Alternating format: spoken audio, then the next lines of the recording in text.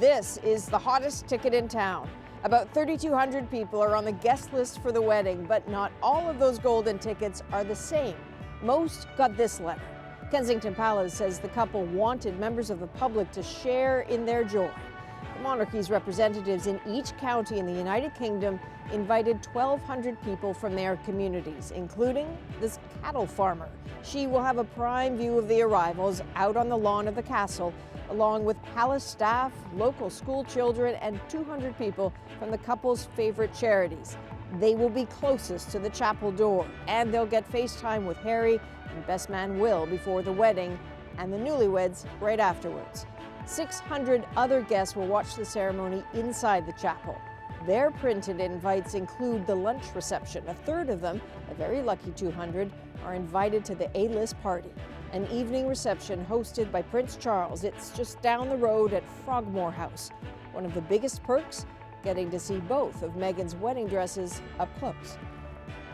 Now about those 1,200 members of the public. Their communities were given clear rules for nominations. Had to be a mix of ages and backgrounds, but each eligible person must show some leadership, some acts of kindness towards those in need. So, who got the lucky golden ticket? Have a look.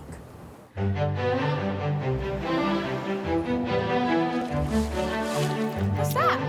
Really, there's nothing that connects these three staggeringly busy Brits. Not their ages, not their geography, not their interests. Hello. Nothing, except of course for the thing none of them quite believed. In my mind, I felt, perhaps this isn't real. It could be just a joke. I was just so shocked. I thought it was fake. I was just saying to my mum, this isn't real. This can't be real. In an era of fake news, this is real, although it took Helen Reeve a few hard looks to be sure. I opened the letter and swore a little, I'm not going to lie, and said to my mum, what the is going on here? Because it was just so out of the blue and I had no idea what was coming or why or how. I read it 10 times and then it sort of sunk in that I was going to the wedding. She is going to the wedding. Yeah. All three of them are. Recipients of a royal first, invites from the couple to 1,200 members of the public. Why them? We have arrived. Helen, at least, seems to have no clue. I just can't quite imagine it, not yet, because it just seems not real, does it? We're just... just ordinary people, aren't we? We are, completely ordinary, and we're going to be thrust into this world where there's going to be cameras and people, celebrities and royal family, and then us. Yeah.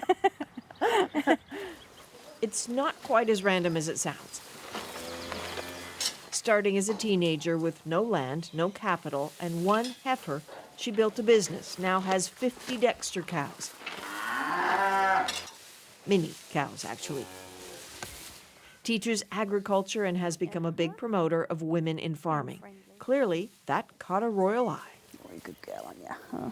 It's been a hard slog to get here, but you don't get anywhere in life if you don't put hard work in.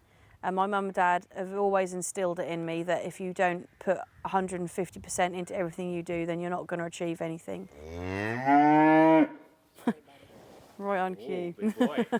Funny thing about that wedding invitation, by the way, it suggests the guests bring their own lunches and chairs. Helen and her +1, her mom, taking it in stride.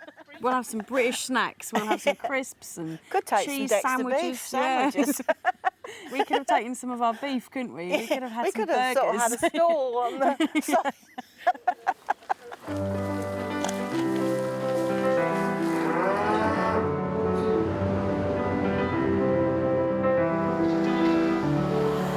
A few hours southwest and in the heart of London, that same brew of bewilderment and pride. Have you got in that trusty phone of yours that picture of your dress? No. You're very curious about my dress. My dress is going to be a huge surprise. Pamela Amnomnesi doesn't know the royals, doesn't know who nominated her or why, but watch her in action and it starts to make sense. Hello, May. She runs the 306 Collective, a program designed to help people recovering from mental illnesses. Wow. This is the one that's going to be for Sharon. They create, sell, talk, and stand taller. Especially so when Prince Harry finally decided to share with the world just how hard it was for him to lose his mom. His battles against the stigma of mental health challenges have been Pamela's battles too. Did it make it easier to explain to people that there's no shame attached to it once Prince Harry had openly started talking about it? Oh, yes, certainly. It became easier.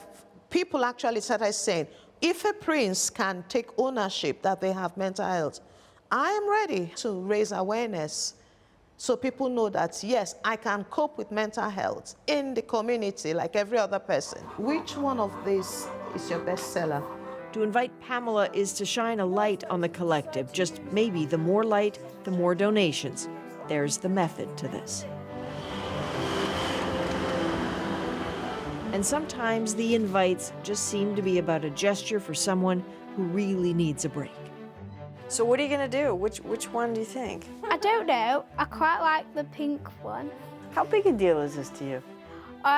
Very important because I want to look like right.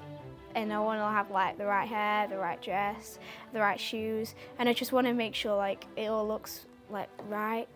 Why is that important? I don't know. It's just I don't want to look wrong. This one looks more older than this one looks a bit younger. Do you know what I mean? Amelia Thompson of Sheffield is 12, going on so much older. I'm not looking childish. No one will accuse you of looking childish in that. Last May, she was given a gift, a chance to see her favorite, Ariana Grande, in concert.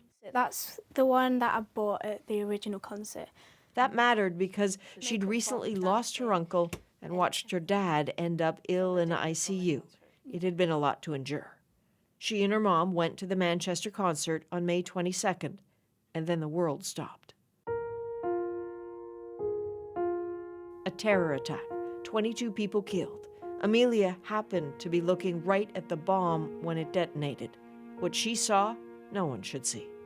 Is there anything that you want to say about what happened to you, knowing that you don't have to say anything at all? I don't mind. Okay. What can you tell me? So when the bomb exploded, I had an asthma attack. Well, a panic attack, which brought on my asthma attack. And my mum dragged me down the side of the stage. In the panic, security guards tried to get them out, but ended up walking them right past the dead and wounded, left them with the gravely hurt. Her mom started applying first aid to the kids. Amelia crumpled to the ground. And I hear that you have had the most beautiful singing voice, and that your voice changed a bit. Yeah, because I couldn't speak for quite a while after the bombing, so my mum took me to the hospital, and it turned out that I'd damaged my vocal cords from screaming at the bombing. Imagine how long and hard you'd have to scream to effectively shred your vocal cords. Come on, Victor! He's the one. Yeah? And that's the one who's just put up his head. Come on! Healing from this physically, psychologically takes time. There's the love of her mom, and mercifully a therapy horse. This is such a good idea. And there's an unexpected friendship with the woman whose granddaughter died in the attack. That woman's name is Sharon, and Amelia has decided she will be her date for the wedding. And make no mistake, this little girl is thrilled to get the invite, but also a little scared. I'm going to be in like quite a crowded space. I'm going to be like around quite a lot of people, so it's going to help me like get used to certain situations. Has that been a hard thing for you? Yeah, because after the bombing, like I didn't like go out a lot. Like I didn't go in crowded spaces, and now I'm just trying to. She will screw up her courage and go with Sharon by her side. Good boy. Has promised to send us a picture of the dress that makes the cut. This day won't make everything better, but it will be a sweet memory to dilute the others. When the royal couple talk of making this a wedding for the people, that's what this is, and what an otherworldly scene it will be on the grounds of Windsor Castle. Amelia and all the others with the golden tickets, and the stories taking them there. There will be at least one Canadian among those 1,200 on the castle lawn. Faith Dickinson is a 15-year-old who made the trip from Peterborough, Ontario. Last year, she was recognized by Prince Harry and his brother for her charity, which provides free blankets to cancer patients. She says she's got her dream dress ready for tomorrow.